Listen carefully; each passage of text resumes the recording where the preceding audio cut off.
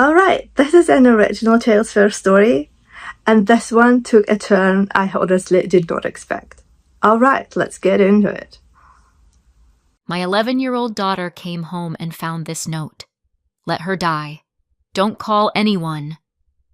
Then we saw my husband's grandmother, pale and all alone. My daughter rushed to call an ambulance, but Grandma grabbed her hand and said, "No doctors. Just look under the bed." Soon, my in-laws lost everything. I used to think the most stressful thing in my life was packing for a vacation that cost less than a new set of tires. Turns out, the real stress begins when you walk into your own kitchen and find a handwritten instruction to let someone die. My name is Sarah. I live outside Seattle, in a big house that looks impressive to strangers and exhausting to the person who has to clean it. I have an 11-year-old daughter named Maddie, smart, observant, and allergic to injustice. And I had a husband named Eric. I say had like it's a casual detail. It's not. Eric came with a mother, Linda, who could smile while making you feel like you were a stain on her family's fabric. Linda wasn't openly cruel. She was strategic. She believed in plausible deniability the way other women believe in probiotics. Then there was Eric's grandmother, Evelyn Sinclair. For 2 years, Evelyn lived with us. She was declining, according to Linda. Weak.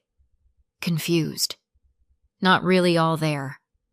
She stayed in the back bedroom, quiet, motionless, staring past people as if we were a TV left on in the corner. Maddie tried with her anyway. She'd leave drawings by Evelyn's door. Little notes like, "Hi, Grandma Evelyn. I hope you feel better. Sometimes a heart, sometimes a sun." Linda never once acknowledged those drawings. Not a "how sweet," not a "thank you," nothing.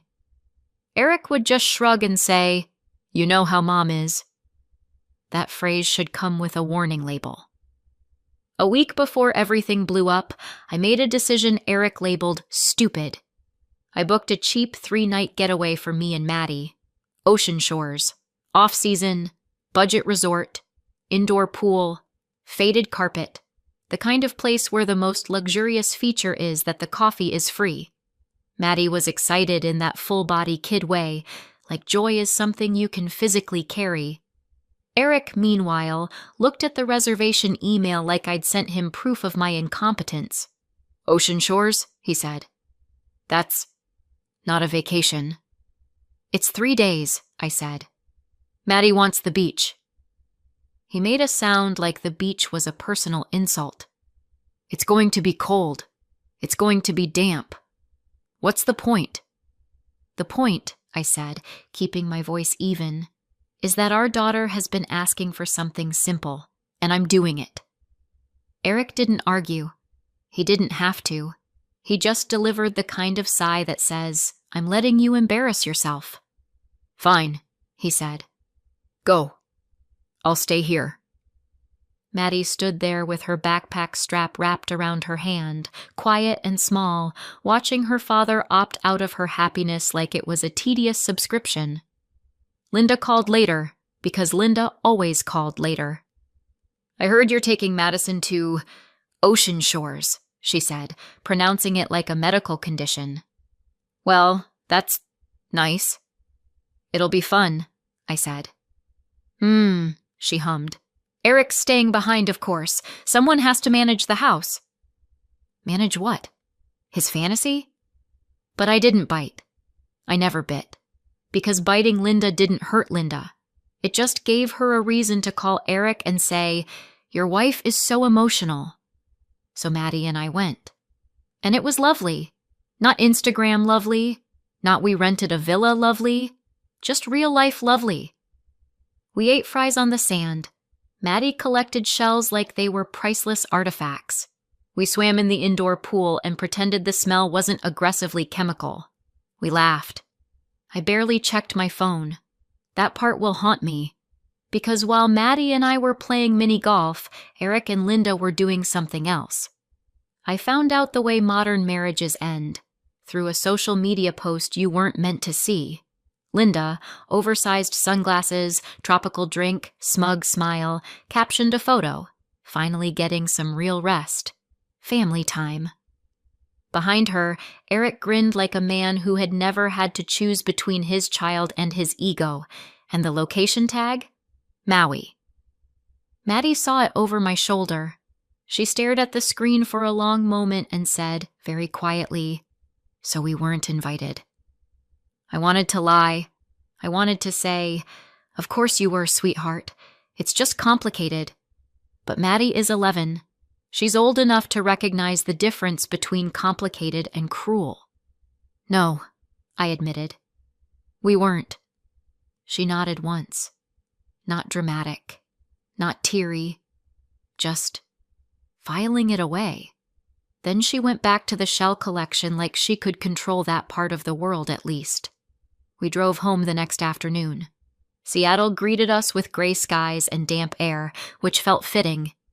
Maddie sang along to the radio. I kept my eyes on the road and tried not to imagine what was happening back at the house. I told myself it was fine. Eric was selfish, not criminal. Linda was mean, not evil. Evelyn was there, quiet, safe. That was my second mistake. We pulled into the driveway around 3 p.m. The house looked normal, expensive, still, like it was posing. But something was wrong. The porch light was on, in daylight. The air felt too quiet, like the house itself had muted the volume. Maddie hopped out first, rolled her suitcase to the door, and pushed it open with her shoulder. Then she stopped. Her suitcase tipped over. She didn't even notice. "Mom," she said. Her voice was thin. "There's a note." I walked in and saw it immediately. White paper placed dead center on the kitchen island like a centerpiece. Maddie read it out loud because she couldn't believe it was real. "Let her die. Don't call anyone." My stomach dropped so hard I felt dizzy. I snatched the paper. No signature. No explanation. But I knew the handwriting. Neat. Confident.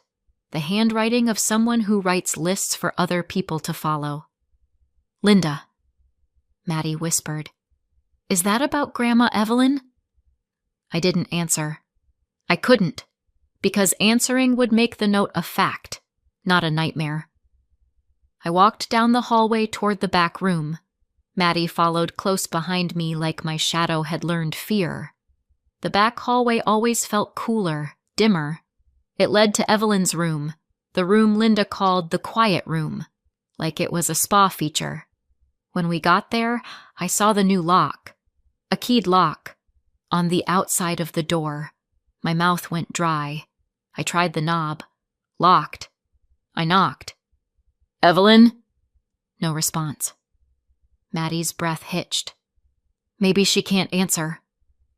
My heart started pounding in my ears. I didn't have a key. I didn't have patience. I had the sudden clarity that something deeply wrong had happened in my house while I was buying my kid ice cream. "Stand back," I told Maddie. She didn't argue, but she stayed close. I grabbed the nearest heavy object, a metal candlestick from Linda's little vampire decor hallway table, and slammed it into the lock. Once. Twice. On the third hit, the cheap mechanism gave with a crack. The door swung open. The smell hit first. Stale air, dry heat, the distinct wrongness of a room that has had the door shut on a living person. Then I saw Evelyn. She was in bed, pale as paper, lips cracked, eyes half open. No water on the nightstand. No snacks. No meds. No call button. Nothing. Maddie made a broken sound and ran to the bed. "Grandma!" she cried, grabbing Evelyn's hand. Evelyn's fingers were cold. Maddie looked up at me, terrified. "Mom, she's dying." I moved on instinct. Checked pulse. Weak, but there. I rushed to the kitchen and grabbed a glass of water. Maddie already had her phone out. Because Maddie doesn't freeze. Maddie acts. She hit the emergency call screen, thumb trembling. I'm calling 911, she said. That's when Evelyn moved. Not slowly, not frailly. She grabbed Maddie's wrist with startling strength. Maddie froze. Her eyes widened. Evelyn's gaze sharpened, suddenly focused, and she whispered in a rough, clear voice, "No doctors." Maddie blinked. "But you—" Evelyn tightened her grip just enough to keep Maddie in place. "Just look under the bed," she said.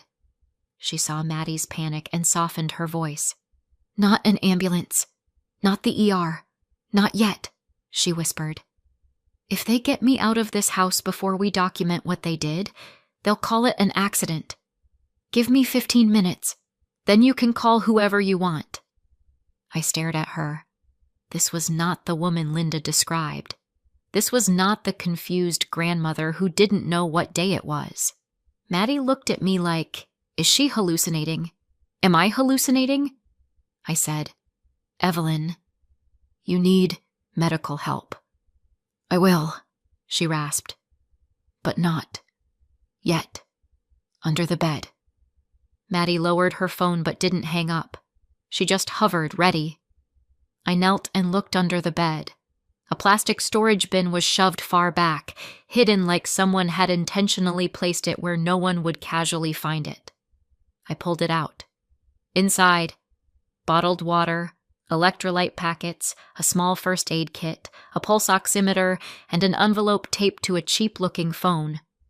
A sticky note on the phone read, "Call Samuel."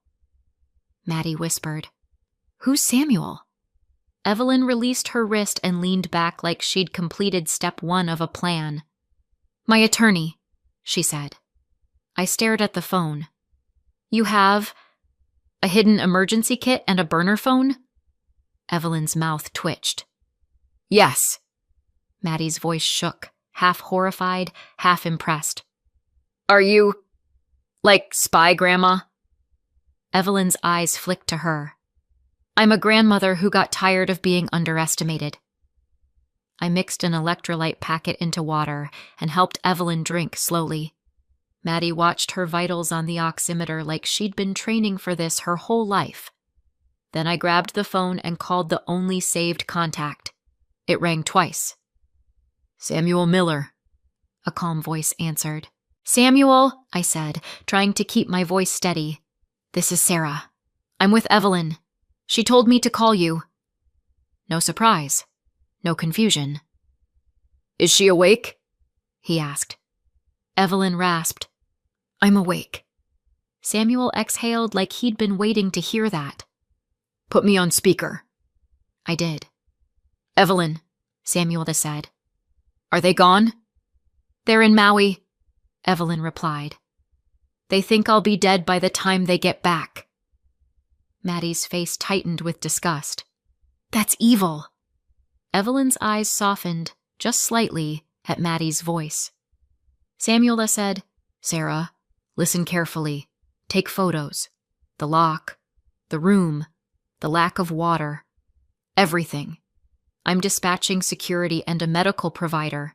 And Sarah, don't contact Eric or Linda." I let out a short laugh that wasn't funny. "I wasn't planning on it. I'm busy discovering my house has a hostage room." Samuel's tone remained steady. "Evelyn, do you consent to law enforcement involvement?" "Yes," Evelyn said. Maddie lifted her phone again. "If she passes out, I'm calling 911 anyway." Evelyn looked at Maddie and, this time, smiled, small and real. "Fair," she said. While we waited, I kept feeding Evelyn water in small sips. Maddie stayed at her side, holding her hand. She was shaking, but she didn't run. That matters. Because when you're 11 and you see something like this, you either become frightened or fierce. Maddie was becoming fierce. Samuel arrived within 15 minutes, and he did not come alone. 2 men followed him. Security. Quiet. Professional. The kind of people who scan corners without you asking. Samuel himself was in his late 50s, dressed like a man who has argued with judges for fun.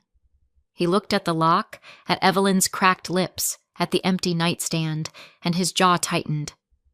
"Evelyn," he said gently, "are you stable enough to talk?" Evelyn nodded. Samuel turned to me. "Thank you for opening that door." I almost snapped something sarcastic, but the truth is, I wanted to cry. So I just said, "She was locked in there." "I know," Samuel said, "and now we document it properly." He made calls. Adult Protective Services, a private medical provider, a detective he apparently knew by first name. Life lesson: when the right lawyer makes calls, doors open. The medical provider arrived, a nurse practitioner who took one look at Evelyn and started documenting everything. Vitals, signs of dehydration, condition of the room, the lock. "Do you want transport?" she asked. Evelyn's voice turned soft, shaky, convincingly weak. "Not yet." The nurse looked at Samuel. Samuel nodded. "She's competent," he said. "Document refusal." Maddie whispered to me, "She's acting." I whispered back, "Yes, and we'll talk about that later." Because in that moment, there were bigger fires. Samuel pulled me into the hallway and spoke quietly. "Sarah, I'm going to say this plainly," he said. "Eric does not own this house." I blinked. What? "The house is owned by the Sinclair Family Trust," Samuel said. "Evelyn is the trustee. Eric has been living here and representing it as his. He has no legal claim." I felt something hot bloom in my chest. Rage, humiliation, vindication, all tangled. Samuel continued. "Eric also doesn't own the company he brags about. Evelyn does." I stared at him. "What company?" Samuel gave me a look. "The seafood distribution company your husband likes to call his business. Evelyn built it. Eric works there." My brain replayed every time Eric acted superior to me. Every time he talked down to my job, my parenting, my choices, like he was a titan and I was an accessory. Turns out he was a middle manager with attitude. Samuel handed me a folder. "Evelyn asked me to prepare emergency instructions. If she was harmed, or if someone tried, this triggers immediate legal actions." I opened it. Trust documents, revocations, password lists, instructions to freeze access, names of key executives, a line that made my throat go tight. In the event of restraint or neglect, contact apps and police. Proceed with removal of occupants. This was not a confused old woman. This was a woman who had been planning. Back in the room, Evelyn gestured to her nightstand drawer. "Tablet," she said. I pulled it out. On it was a home security app with multiple camera angles: kitchen, hallway, living room, outside entry. Video footage, not audio-heavy drama. Visual proof.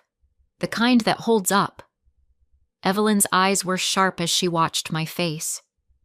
"I needed to see what they did when they thought I was helpless," she said. I swallowed. "Why didn't you tell me?" "Because I wasn't sure you were safe," Evelyn replied, blunt. "And because Linda can smell sympathy like blood." Maddie leaned closer, staring at the screen. "You were watching them?" Evelyn said. "I was learning them." Evelyn tapped a folder labeled Archive. Dates going back months. "Play that," she told me, pointing to one file. The video showed Linda holding the new lock. Eric stood beside her, smirking. Linda installed it like she was upgrading the home, not imprisoning a human being. Eric laughed. He actually laughed. Maddie's face went rigid. I clicked another video. Linda removing Evelyn's water pitcher. Not spilling it. Not forgetting it. Removing it. like a choice. Then another. Eric in the kitchen, texting, grinning at his phone, while Brittany Collins, yes, Brittany Collins, stood too close, laughing. He kissed her, casual, comfortable, like my marriage was already a closed tab. Maddie's eyes went glossy. Dad, has someone else? I put my hand on her shoulder. She leaned into me without taking her eyes off the screen. Evelyn's voice softened. I'm sorry, Maddie. Maddie wiped her face hard, angry at the tears. He always acts like we're annoying, like we're in the way. Evelyn's gaze hardened. You are not in the way. Maddie looked at her. Then why do they treat me like I am? Evelyn's eyes flicked toward the hallway where the lock had been. Because they only care about what they can take, she said. And you, sweetheart, are not something to take. You are someone to love. That did it. My throat tightened. Because Maddie deserved to hear that from an adult who meant it. Samuel returned, calm and efficient. Here's what happens next, he said. We file for an emergency protective order for Evelyn. We notify APS. We prepare law enforcement to meet them when they return. And we cut off Eric's access to the trust and the company today. Maddie whispered, fierce. Good. Samuel looked at me. Sarah, you should file for divorce and temporary custody. First thing. I nodded. My voice barely worked. Okay. Evelyn said. I want them home. I blinked. Why? Evelyn's mouth turned flat. Because I'm finished waiting. Samuel's eyes flicked to me. We can lure them back. Evelyn looked at me. Tell Eric what he wants to hear. I understood instantly. The cruel part of them wanted a death. They wanted a clean ending. So we gave them a messy beginning. That evening, I texted Eric. It happened. Call me. I stared at the screen like I was holding a live wire. Maddie asked quietly, Are we lying? Evelyn answered, We're setting a trap. Maddie nodded like that made perfect sense. Because when you've been treated like you don't matter, you learn to appreciate strategy. Eric called within minutes. I didn't answer right away. I wanted him to sit in his panic. Just for a second. Then I picked up and let my voice shake. Eric. His voice was sharp, not tender, not worried about me. What do you mean, it happened? I let silence do the work. Then I whispered, Your grandma. There was a pause. Not grief. Calculation. Eric exhaled. Okay. Don't do anything. Don't call anyone. We're getting on the next flight. Don't call anyone. The exact vibe of Linda's note. My stomach turned. I swallowed it down and said, Okay. Then I hung up and stared at my phone like it was contaminated. Maddie whispered, furious. He didn't ask if you were okay. No, I said. He didn't. Evelyn's voice was quiet. He never does. The next day moved like an organized storm. Samuel filed everything. The emergency protective order, the APS report, notices to the company, instructions to freeze Eric's access to accounts and systems, corporate cards canceled, email access revoked. Evelyn made calls to her executives and board. Yes, she had a board, like she was switching off a light. Eric's name disappeared from the company directory by lunchtime. Funny how quickly important becomes unemployed. Security remained at the house. Not dramatic, not obvious, just present. And the house changed. Not physically yet, but emotionally. For the first time, I didn't feel like I was living in Linda's shadow. I felt like I'd stepped out of it. That night, Maddie helped me put away the last of our Ocean Shores souvenirs, shells, a cheap keychain, a photo booth strip where we're both laughing. Maddie held the strip and said, "I'm glad we went." I looked at her. "Me too." She stared at it for a moment longer and added, "Even if Dad didn't want to come." I didn't correct her. Sometimes kids protect themselves with optimism. Sometimes you let them. At 10:58 p.m. the next day, the driveway camera pinged. Car lights. A door shutting. Footsteps. I looked at the monitor and saw them. Eric, wheeling a suitcase, moving fast like a man who thought he was heading toward money. Linda, stiff and sharp, scanning the house like she expected to see morning. And Brittany Collins, wearing a hoodie, trying to look like she wasn't arriving at my home late at night with my husband. Maddie saw Brittany and whispered, "That's her." Her voice didn't shake this time. It hardened. Inside the living room, Evelyn sat upright in a chair. Not in bed, not frail, not confused. Hair brushed, eyes clear. Samuel stood beside her. And by the entryway stood a detective and 2 uniformed officers, calm, official, not here for family drama. I told Maddie, "Stay behind me." Maddie nodded, but she didn't retreat. She stood tall. The door opened. Eric stepped inside and stopped like he'd hit an invisible wall. Because the scene wasn't what he expected. No tears, no chaos, no corpse. Just his grandmother. Alive, staring at him like he was something she'd finally identified under a microscope. Eric's mouth opened. "Grandma?" Evelyn said softly. "Hello, Eric." Linda found her voice first. Of course she did. "What is this? Why are there police here? Sarah, what did you do?" "Ah, yes. Blame the woman who broke the lock. Classic." The detective stepped forward. "Ma'am, we're here regarding a report of suspected elder abuse and unlawful imprisonment." Eric's face flashed. "That's insane!" Evelyn didn't raise her voice. She didn't have to. "You locked me in a room," she said, "without water." Linda scoffed. "You were fine. We were gone a few days. Sarah is exaggerating." The nurse practitioner's written report sat on the coffee table, clipped and neat. Samuel tapped it gently with one finger. "Medical documentation says otherwise," he said. Eric tried to speak. "Grandma, listen." Evelyn cut him off with one word. "No!" The air changed. Because no, from a woman who has always said yes, hits like thunder. Samuel nodded to the officer and handed over printed evidence. Photographs of the lock, the note, the empty bedside table, the dehydration signs, and selected video clips. Not spy movie clips. Real clips. Linda installing the lock. Eric standing there. Linda removing water. Eric walking past the door without stopping. Brittany in the kitchen, too close to Eric, laughing while Linda typed. Eric's breathing went shallow. Maddie whispered, just loud enough, "You did that." Eric's eyes flicked to her. For a fraction of a second, I saw him remember she existed.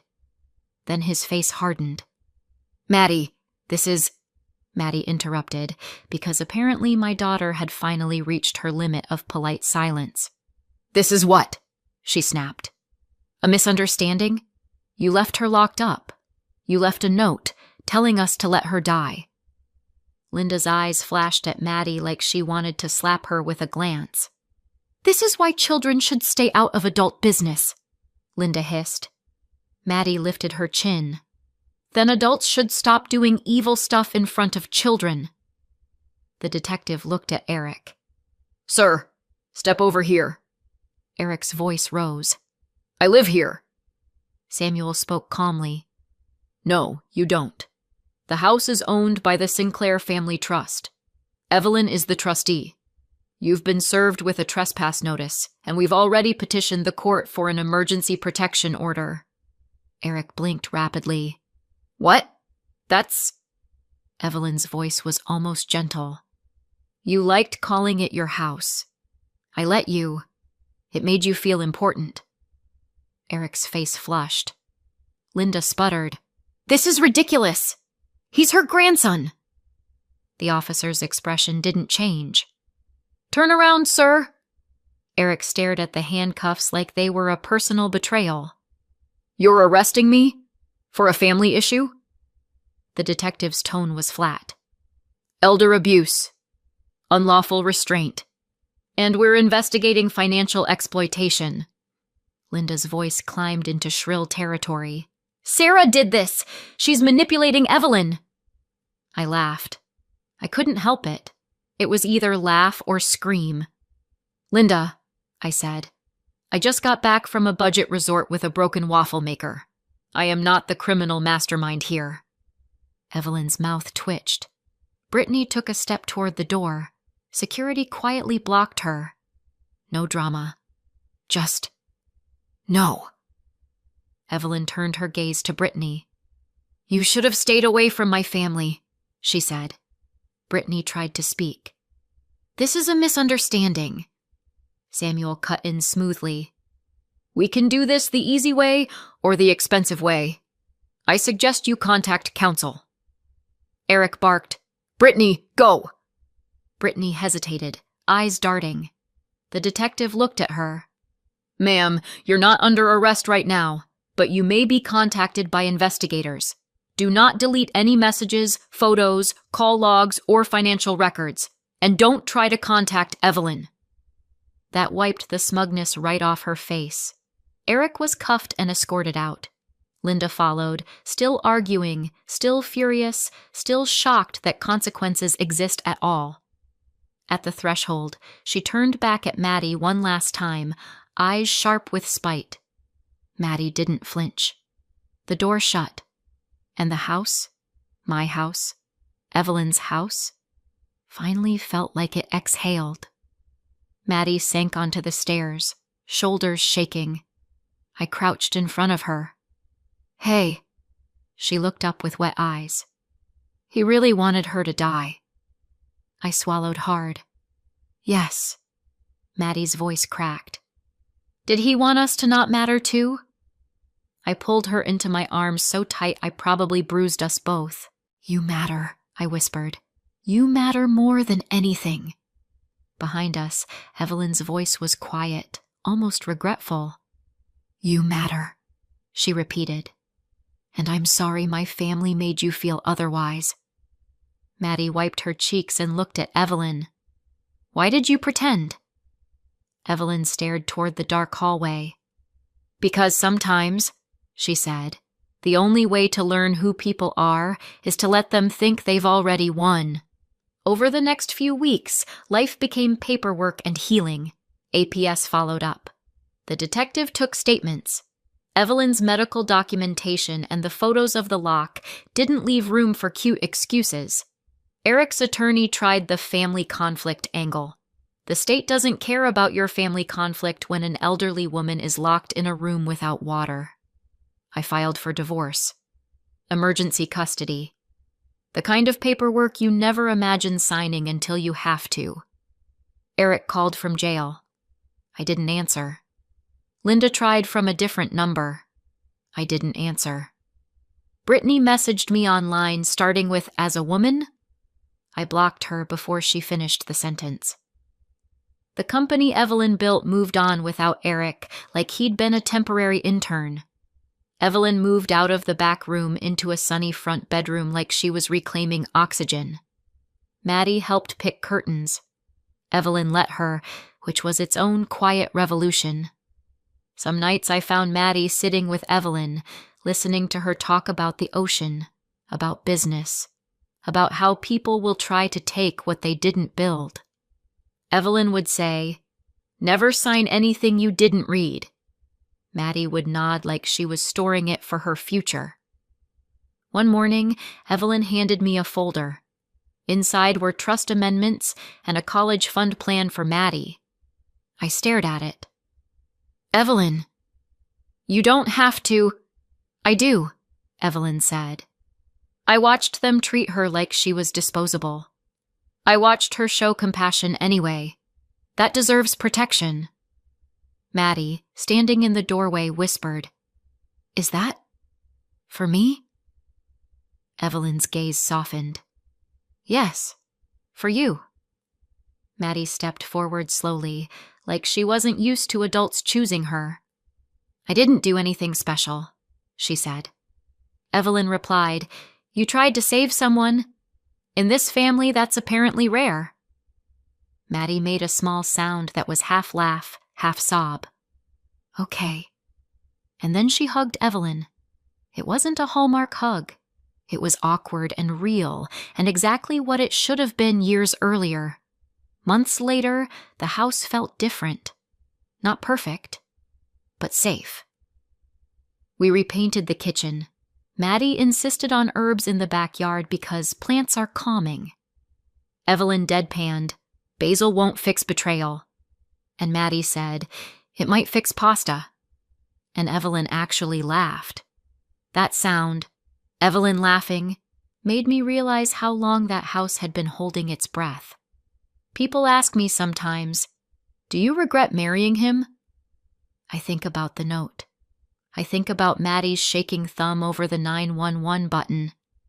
I think about Evelyn's hand grabbing my daughter's wrist, strong, deliberate, like she was anchoring her to the truth. And I think about Eric walking into the living room expecting a funeral and finding police, a lawyer, and a grandmother who refused to die on schedule. Regret is complicated. But here's what I know. Family isn't who shares your last name. It's who shows up when a door is locked and someone inside is waiting to be saved. Eric and Linda thought kindness was weakness. They thought silence meant surrender. They thought let her die was a plan. Instead, it became evidence. Evidence has a funny habit of turning into handcuffs. So yes, my in-laws lost everything. But what mattered most? My daughter learned she's not invisible, and I learned that sometimes the quietest person in the house isn't powerless. Sometimes she's just collecting proof. Thanks for watching till the end. If this story hit close to home, give it a like and subscribe for more. And I'm curious, who do you think was really wrong here? Tell me in the comments. See you next time.